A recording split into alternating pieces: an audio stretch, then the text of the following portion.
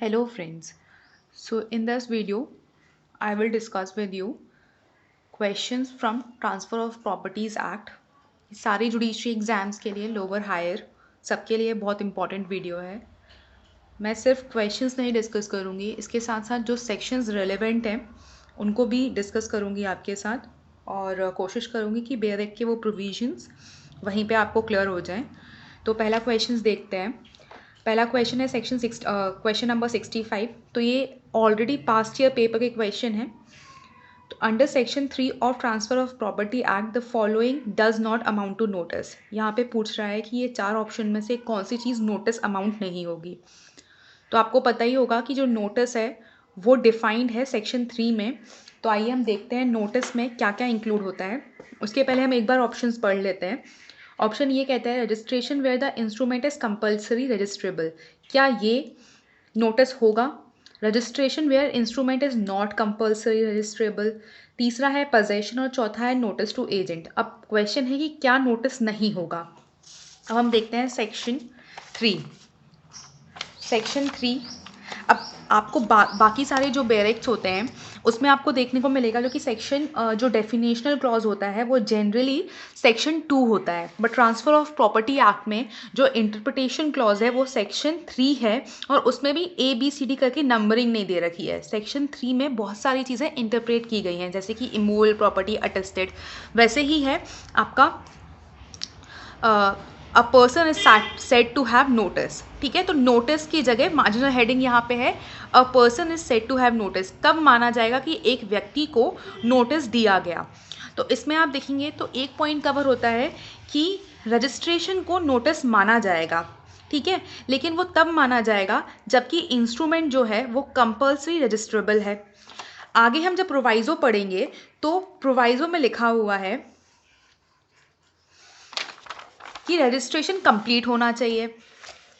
उसके बाद एक्सप्लेनेशन 2 कहता है कि जो पोजेशन है उसको भी नोटिस माना जाएगा.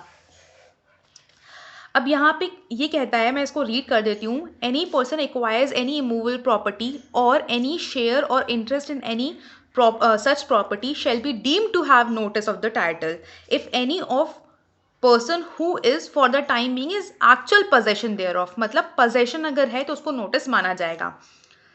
एक्सप्लेनेशन 3 कहता है कि a person shall be deemed to have notice of any fact if his agent acquires notice. तो अगर कि कोई व्यक्ति उसका एजेंट नोटिस एक्वायर करता है तो उसे भी नोटिस माना जाएगा. तो हमने जो ऑप्शंस में देखा था उसमें था कि registration where the instrument is compulsory registrable, तो इसको नोटिस माना जाएगा. Registration where instrument is not compulsory registrable, तो इसको नोटिस नहीं माना जाएगा. पोजेशन को माना जाएगा और नोटिस टू एजेंट को भी माना जाएगा. तो ऑप्शन बी इसका करेक्ट आंसर होगा. नेक्स्ट हम देख लेते हैं question number 66. What may be transferred. क्या ऐसी चीज़ है जिसे हम ट्रांसफ़र कर सकते हैं? क्या ट्रांसफ़र हो सकता है, बेटर ये होगा इसका समझाना. तो क्या क्या ट्रांसफ़र हो सकता है और क्या क्या ट्रांसफ़र नहीं हो सकता है ये आपको देखने को मिलेगा सेक्शन 6 में. सेक्शन 6 कहता है व्हाट मे बी ट्रांसफर्ड और यहाँ पे आगे कहा जा रहा है कि property of any kind may be transferred except as otherwise provided by this act or by any other law for the time being in force. तो यहाँ पे ए से लेके जो आपको आई तक चीज़ें देखने को मिलती हैं वो ट्रांसफ़र नहीं होंगी और बाकी जो भी चीज़ें हैं वो ट्रांसफरेबल हैं. अब यहाँ पे पहले हम ऑप्शंस देखते हैं. ऑप्शन में था स्पेक सक्सेशन, क्या ये ट्रांसफ़र हो सकता है. दूसरा है अ राइट टू स्यू, क्या ये ट्रांसफ़र हो सकता है. A right of re entry to the owner for breach of condition subsequent, क्या ये ट्रांसफ़र हो सकता है. और राइट ऑफ फ्यूचर मेंटेनेंस. अब इसमें से पूछा है कि क्या क्या ट्रांसफ़र हो सकता है. तो मैंने आपको बताया कि ये जो चीज़ें दे रखी हैं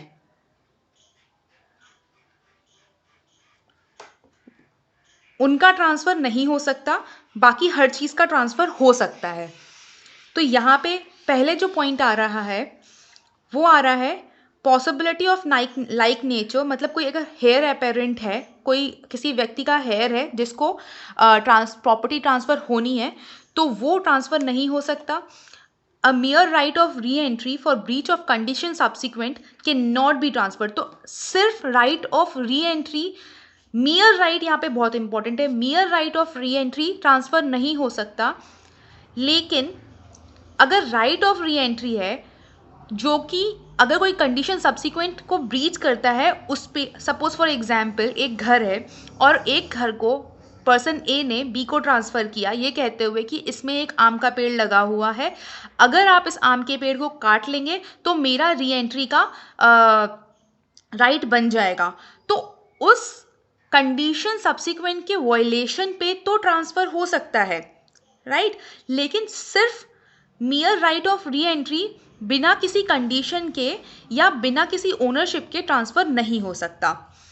अब है a right to future maintenance, ये ट्रांसफ़र नहीं हो सकता, और a mere right to sue transfer नहीं हो सकता। तो यहाँ पे स्पेक सक्सेशन था तो ये ट्रांसफ़र नहीं हो सकता, a right to sue transfer नहीं हो सकता, a mere right of re entry to owner from breach of condition subsequent ये ट्रांसफ़र हो सकता है, और right of future maintenance transfer नहीं हो सकता। आप ध्यान रखिए सेक्शन 6 जो है ये बात करता है, ये जो ए से लेके आई तक कंडीशंस है उसमें कहा गया है कि ये सारी चीज़ें ट्रांसफ़र नहीं हो सकती हैं। सो यहाँ पे आंसर होगा ट्रांसफ़र क्या हो सकता है, right of re entry to ownership for breach of condition subsequent ये ट्रांसफ़र हो सकता है, क्योंकि यहाँ पे mere right to re entry नहीं लिखा हुआ है। अब हम आते हैं क्वेश्चन नंबर 67 पे। क्वेश्चन नंबर 67 कहता है in which of the following cases a transfer of immovable property can be made without writing. कौन सी इन 4 कंडीशन है, इसमें से कौन सी ऐसी कंडीशन है जिसमें इमूवेबल प्रॉपर्टी का ट्रांसफ़र हो सकता है बिना राइटिंग के।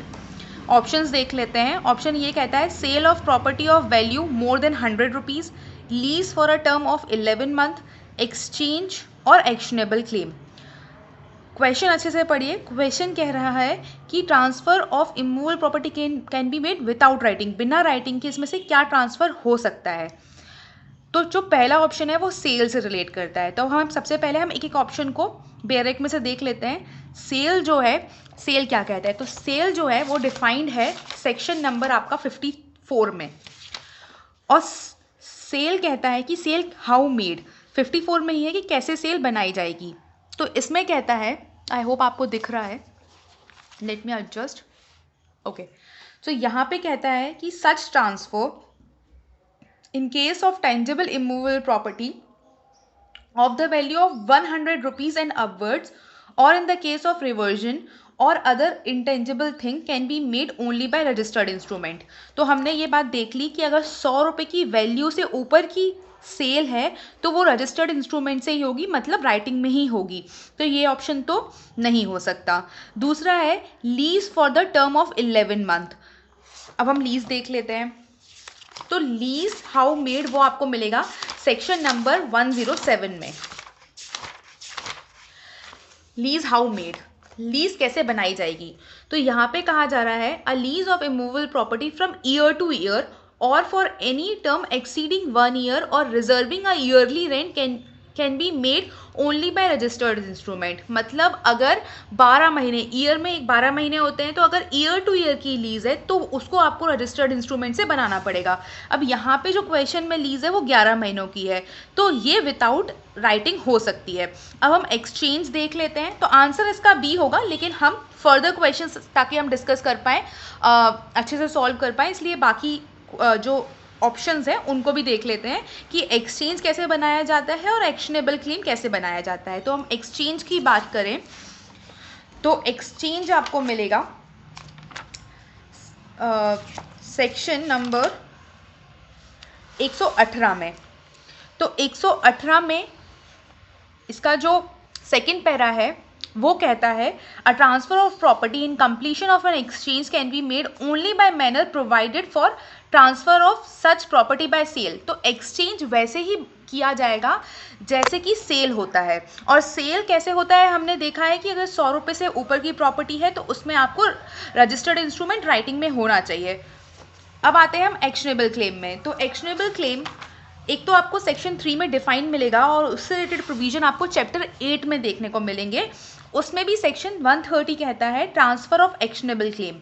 ये कहता है the transfer of an actionable claim whether with और without consideration shall be effected only by execution of an instrument in writing signed by the transferor और his duly authorised agent shall be complete and effective upon the execution of such instrument. मतलब जो actionable claim है वो भी writing में होना चाहिए।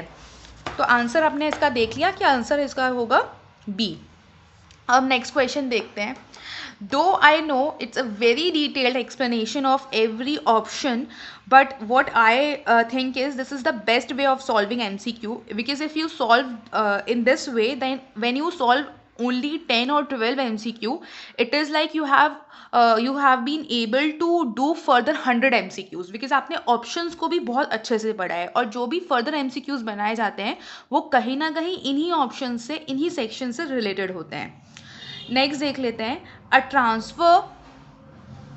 transfers rupees 500 to B to be paid to him on his attaining his majority or marrying with a proviso that if B dies a minor or marries without C's consent, the said rupees 500 shall go to D.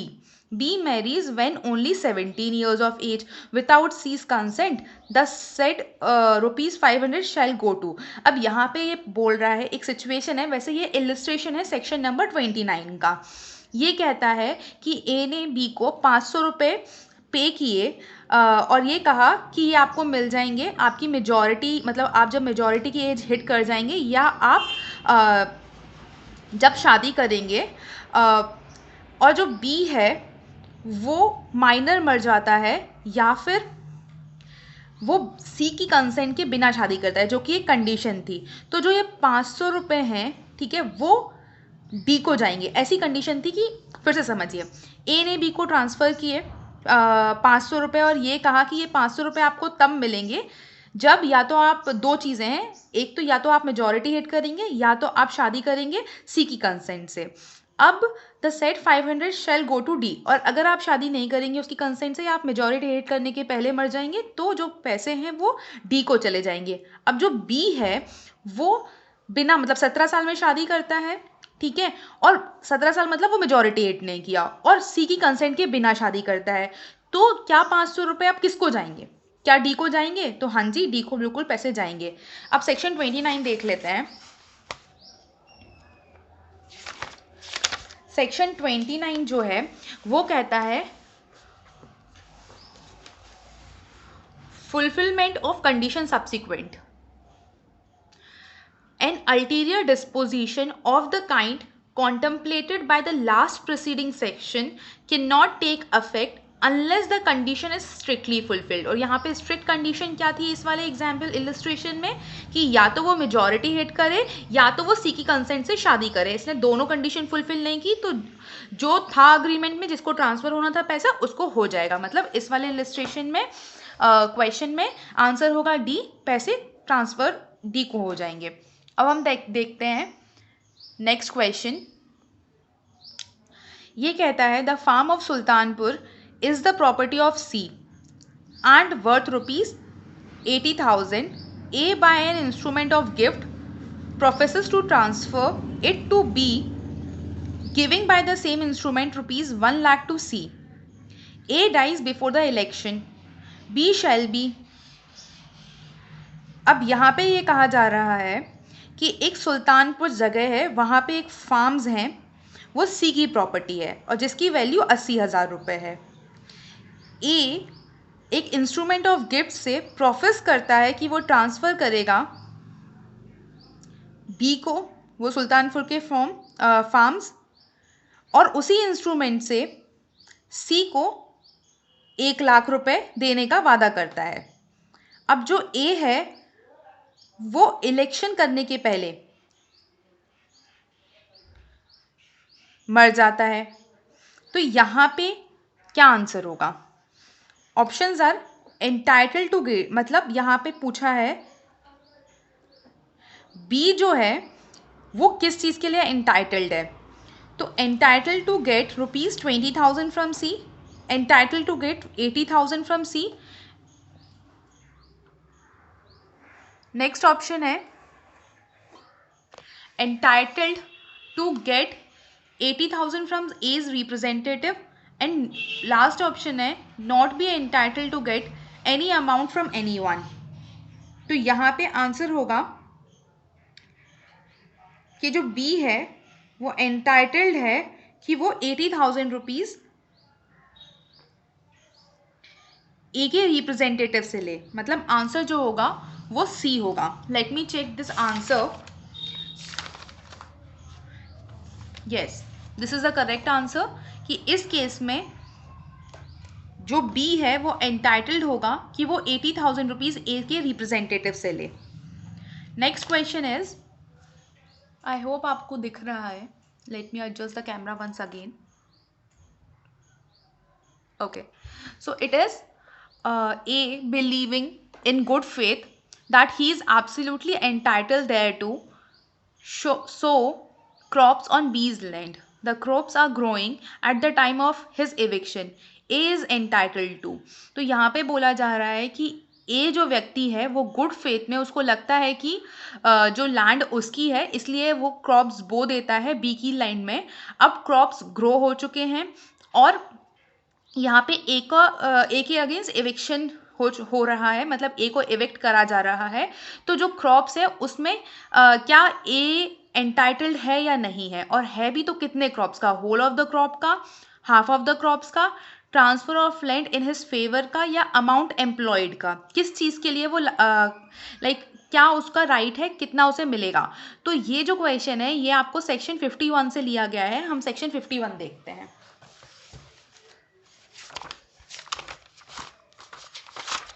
Section 51 कहता है, okay I think आपको दिख रहा है यहाँ पे. Section 51 कहता है improvement made by bona fide holder under defective title.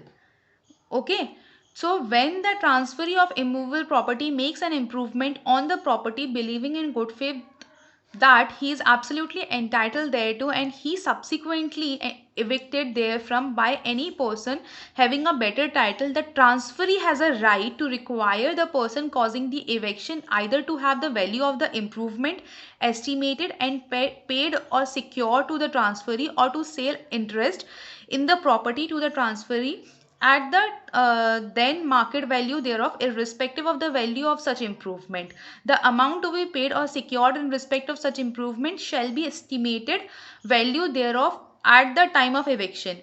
When, under the circumstances aforesaid, the transferee has planted or sown on the property crops which are growing, then he is evicted therefrom. He is entitled to such crops and free ingress and ingress to gather and carry them.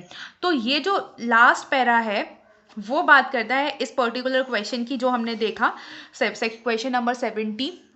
और यहाँ पे कह रहा है कि अगर कोई good faith में किसी व्यक्ति ने कोई क्रॉप्स बो दिए थे, सो कर दिए थे, तो उसके पास वो सारे क्रॉप्स लेने का राइट है, और उसके साथ साथ उसके पास राइट है इनग्रेस, और इनग्रेस का मतलब होता है आना जाना, तो आने जाने का भी राइट है. तो यहाँ पे आंसर होगा कि वो एंटाइटल्ड है पूरे क्रॉप्स का, मतलब option number 1 A, whole of the crops. Next जो क्वेश्चन है वो है क्वेश्चन नंबर 71. ये कहता है the doctrine of lis pendens applies where. Lis pendens का डॉक्ट्रिन इन 4 ऑप्शन में कहाँ अप्लाई होगा. First, the suit is collusive. Second, the transfer is made after the decree of the trial court but before filing an appeal on an appeal. Third is right to movable property is in question. Fourth is property is situated outside the territory of the court. Lis pendens का जो doctrine है वो आपको देखने को मिलेगा section number 52 of transfer of property act में. और ये कहता है कि property can not be transferred और otherwise dealt with by any party to the suit और proceeding during the pendency of the suit. लेकिन इसकी कंडीशंस हैं कि कब डॉक्ट्रिन ऑफ लीज पेंडेंस कहाँ अप्लाई नहीं होगा. तो अगर सूट कल्यूसिव नेचर का है तो अप्लाई नहीं होगा, और ये अप्लाई होगा सिर्फ जब प्रॉपर्टी का नेचर इमूवेबल हो, और ये अप्लाई होगा जबकि प्रॉपर्टी टेरिटरी में सिचुएटेड हो कोर्ट की. लेकिन यहाँ ऑप्शन में आप देखेंगे ऑप्शन नंबर बी जो कि करेक्ट ऑप्शन है, ये कहता है the suit is made after the decree of trial court but before filing on appeal. तो अगर कोई suit during the pendency of the suit बनाया गया है और जो पुराना वाला सूट है वो अपील में पेंडिंग है, तो वहाँ पे लीज पेंडेंस अप्लाई होगा, क्योंकि लीज पेंडेंस कहता है कि फाइनल डिक्री और जो final disposal of the case जब तक नहीं हो जाता है, जब तक आप सेम कॉज ऑफ एक्शन पे, सेम मैटर एनी इशू के रिगार्डिंग दूसरा केस नहीं ला सकते। तो यहाँ पे बी ऑप्शन सही होगा। एक्सप्लेनेशन आपको ये बात देखने को मिल जाएगी एक्सप्लेनेशन में, जो कहता है for the purpose of this section the pendency of suit और proceeding shall be deem to commence from the date of the presentation of the plaint और the institution of the proceeding in the case of competent jurisdiction and to continue until the suit or proceeding has been disposed of by the final decree or order। और disposal in final decree और order को माना जाता है जब appeal भी dispose of हो जाती है, मतलब केस जो है फाइनली सेटल हो जाता है। नेक्स्ट जो क्वेश्चन है वो है क्वेश्चन नंबर 72। ये बोलता है if the sale and agreement to repurchase are embedded in separate document then the transaction can not be mortgage. This was laid down in, किस केस में ये हेल्ड हुआ था कि अगर कोई सेल और agreement to repurchase separate document में बनाया गया है तो जो ट्रांजैक्शन है उसे मॉर्टगेज नहीं कहा जाएगा। आंसर इसका है Chunchun Jha versus Sheikh Ibadat Ali. Next question है क्वेश्चन नंबर 73। ये कहता है a mortgage by deposit of title deed is called. Deposit of title deed को क्या कहा जाएगा? तो डिपॉजिट ऑफ टाइटल डीड आपको देखने को मिलेगा सेक्शन नंबर 58 में, जहाँ पे मॉर्टगेज के टाइप दे रखे हैं और उसे इक्विटेबल मॉर्टगेज भी कहा जाता है। क्वेश्चन नंबर 74 कहता है, तो आंसर होगा इसका सी। अब क्वेश्चन नंबर 74 पे आते हैं, in which of the following cases a lease of immovable property does not determine. तो डिटरमाइन का मतलब होता है टर्मिनेशन। सो कौन सी चार कंडीशन में कंडीशन है जहां पे lease of immovable property terminate नहीं होगी? ऑप्शंस पढ़ लेते हैं। ऑप्शन ए कहता है by efflux of time limited thereby, option B by express surrender, option C on the service of notice to quit, option C D by forfeiture. और ये आपको पर्टिकुलर क्वेश्चन जो लिया गया है वो है आपका सेक्शन नंबर 111 से, और सेक्शन नंबर 111 कहता है कि डिटर्मिनेशन ऑफ लीज कब कब होगी। तो जो पहला ऑप्शन था वो था एफिक्स ऑफ टाइम। तो हाँ जी, अगर कोई एफिक्स ऑफ टाइम है, मतलब जो लिमिटेड टाइम दिया गया है वो खत्म हो गया है, तो लीज डिटरमाइन हो जाएगी, टर्मिनेट हो जाएगी। दूसरा है बाय एक्सप्रेस सरेंडर। तो यहाँ पे आपको देखने मिलेगा ई में कि अगर एक्सप्रेस सरेंडर किया जा रहा है तो उससे भी लीज डिटरमाइन हो जाएगी, खत्म हो जाएगी। फिर है इम्प्लाइड सरेंडर। तो इम्प्लाइड सरेंडर होने से भी लीज डिटरमाइन हो जाएगी। और फोरफीचर ऑप्शन है तो जी में दे रखा है कि फोरफीचर से भी लीज डिटरमाइन हो जाएगी। अब जो ऑप्शन नंबर सी है वो कहता है on the service of notice to quit. अगर कोई व्यक्ति सर्विस करता है नोटिस की कि आप क्विट कर दीजिए, तो क्या उसके होने से भी लीज टर्मिनेट होगी? तो ना, सिर्फ service of notice to quit से लीज टर्मिनेट नहीं होगी। अगर हम नोटिस टू क्विट की बात करें तो यहाँ पे एच वाला जो पॉइंट है वो नोटिस की बात करता है, बट वो कहता है कि on the expiration of notice to determine the lease और टू क्विट। तो एक्सपायर जब नोटिस हो जाएगा तब लीज डिटरमाइन होगी, ना कि सर्विस से। तो यहाँ पे आंसर जो होगा वो होगा सी। यहाँ पूछा था किससे डिटरमाइन नहीं होगी, तो सी, मतलब on the service of notice to quit से लीज डिटरमाइन नहीं होगी। अब हम आते हैं नेक्स्ट क्वेश्चन पे, क्वेश्चन नंबर 75। ये कहता है A gives a lakh of rupees to be reserving to himself with B's assent the right to take back at pleasure rupees 10,000 out of lakh the gift. अब यहाँ पे बोल रहा है कि एक व्यक्ति है जिसने 1 लाख रुपए बी को दिए और ये रिजर्व राइट किया कि उसमें से 10,000 रुपये वो वापस ले सकता है, और वो उसने 1 लाख रुपए की गिफ्ट की थी। ठीक है, तो क्या होगा? क्या जो पूरी की पूरी गिफ्ट है वो वॉइड हो जाएगी? क्या वो इनवैलिड गिफ्ट मानी जाएगी? क्या जो गिफ्ट है वो 90,000 रुपये के लिए वैलिड मानी जाएगी? और क्या गिफ्ट ऑनरस होगी? तो इसका आंसर हमें देखने को मिलेगा चैप्टर गिफ्ट के चैप्टर में। और गिफ्ट के चैप्टर की बात करें तो स्पेसिफिकली सेक्शन 126 बात करता है व्हेन गिफ्ट में बी सस्पेंडेड और रिवोक्ड। कब गिफ्ट को आप सस्पेंड कर सकते हैं और कब आप उसे रिवोक कर सकते हैं। इसी का जो इलस्ट्रेशन है वही यहाँ पे क्वेश्चन के फॉर्म में दिया गया है, और वो कहता है कि जो गिफ्ट होगी वो 90,000 रुपयों के लिए वैलिड मानी जाएगी। तो आंसर यहाँ पे होगा holds good as to ₹90,000। Next question देख लेते हैं।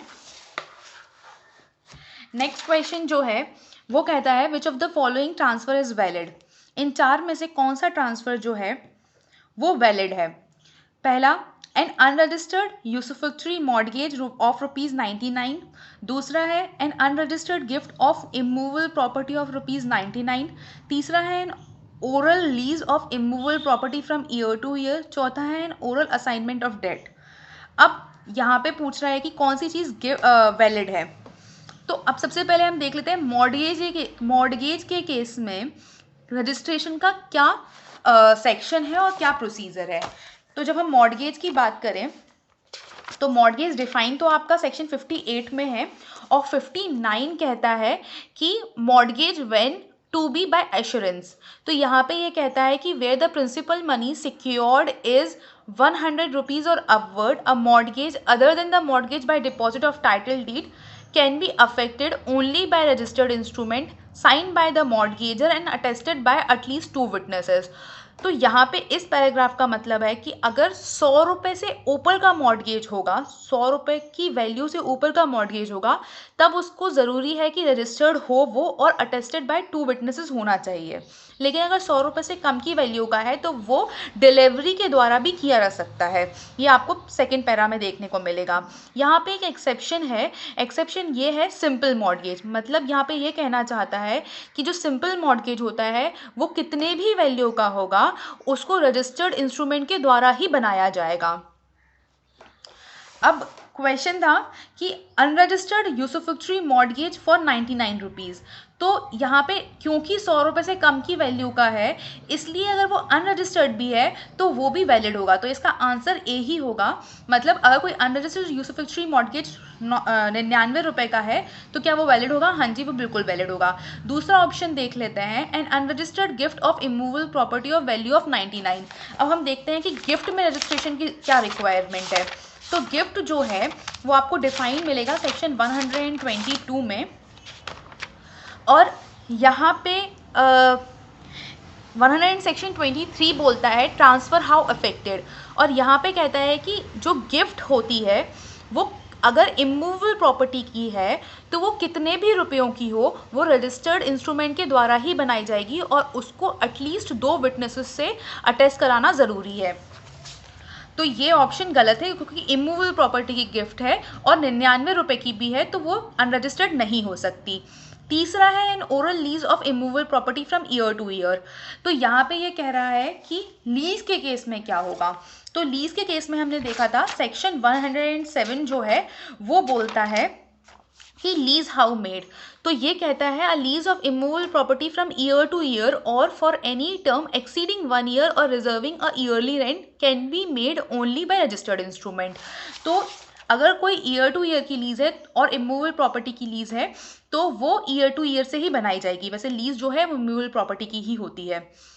और चौथा है an oral assignment of debt. तो ओरल असाइनमेंट ऑफ डेट जो है वो भी वैलिड नहीं है। तो आंसर इसका होगा an unregistered usufructuary mortgage for 99 rupees वो वैलिड माना जाएगा।